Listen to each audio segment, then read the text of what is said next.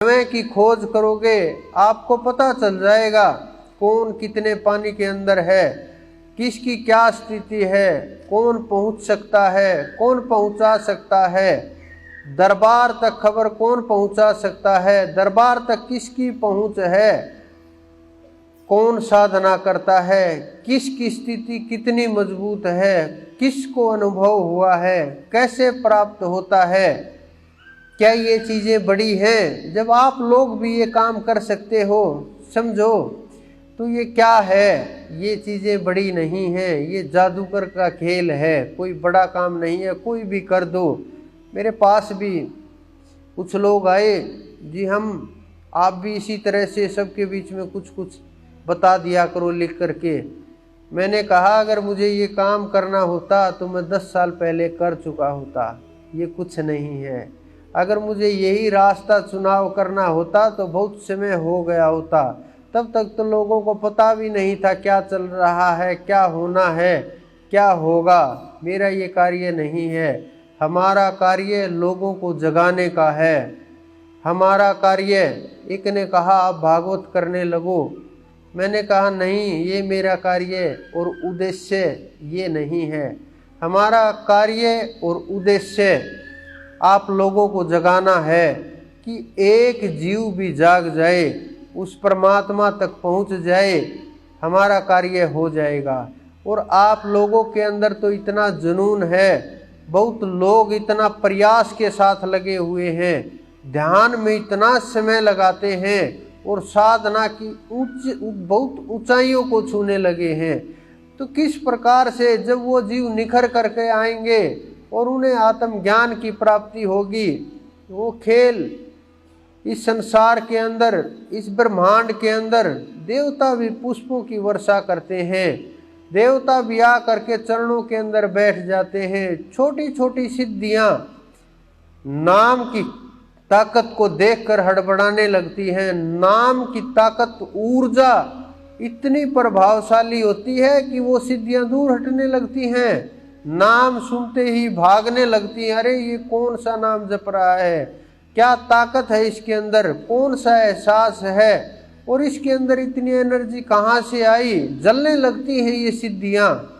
ये कोई बड़ा काम नहीं होता, लेकिन हम लोगों को लगता है कि हाँ ये तो बहुत बड़ी बातें हैं, लेकिन आध्यात्म के अंदर इसका महत्व ही नहीं है। आध्यात्म के अंदर तो इसको द्वार के बाहर खड़ा हुआ रखा है। इन सिद्धियों को द्वार से बाहर खड़ा कर दो। संतों की सेवा में आती हैं, हम सेवा करें, बाहर जाओ, द्वार से बाहर किसी और को ढूंढो, यहाँ नहीं चलेगी तुम्हारी, क्योंकि काल और माया अधीन रहते हैं, सब कुछ उनके अधीन रहता है, आवश्यकता नहीं होती। जो विचार उत्पन्न होता है वो स्वाभाविक होता है और अपने आप ही पूरा हो जाता है।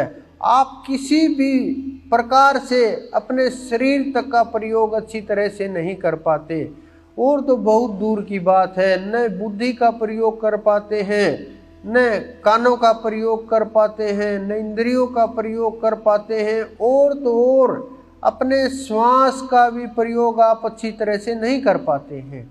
इसका भी लाभ आप पूर्ण तरह से नहीं ले पाते हैं, क्योंकि जिसको श्वास का प्रयोग आ गया, ध्यान लगने से कोई नहीं रोक सकता। जो ये कहते हैं मेरा ध्यान नहीं लगता, मैं लगाता हूँ और नाम सुमरण नहीं होता, श्वासों के साथ करता हूँ, मुझे टाइम चाहिए साधना सीखने के लिए, वो लोग समझो उन्होंने श्वास के महत्व को नहीं जाना। मैं बोलता हूँ सीखो और प्रयास करो, लेकिन वो प्रयास भी नहीं कर पाते। अपने न फेफड़ों का पूरा प्रयोग करते हैं, न श्वास का पूरा प्रयोग करते हैं, न श्वास को पूरी तरह से अंदर ले जा पाते हैं, न श्वास को पूरी तरह से बाहर ले पाते हैं। जब तक आप ना अंदर ले जाओगे ना बाहर ले जाओगे, ये नहीं कि आप अंदर श्वास को भर करके और पूरी तरह से ऐसे अंदर में रोक दोगे, वो आपको परेशानी का कारण बन जाएगा। श्वास स्वाभाविक चलता हो, स्वाभाविक तरीके से जिस प्रकार से आप ले रहे हैं इसी प्रकार से श्वास लेते रहें। बस इतना कि वो सांस गहराई तक जाना चाहिए, अंदर तक जाना चाहिए, नाभि तक वो सांस जाना चाहिए। जब वो श्वास नाभि तक जाएगा और अंदर तक छुएगा, लंबे लंबे श्वास होते जाएंगे। और जब लंबे श्वास होंगे, ये नहीं कि बाहर रोक दो, आप जल्दी जल्दी श्वासों को खींचने लगो, छोड़ने लगो, या कहीं भी शिथिल कर दो, नहीं। सब कुछ नॉर्मल तरीके से चलना चाहिए, सब कुछ प्राकृतिक तरीके से चलना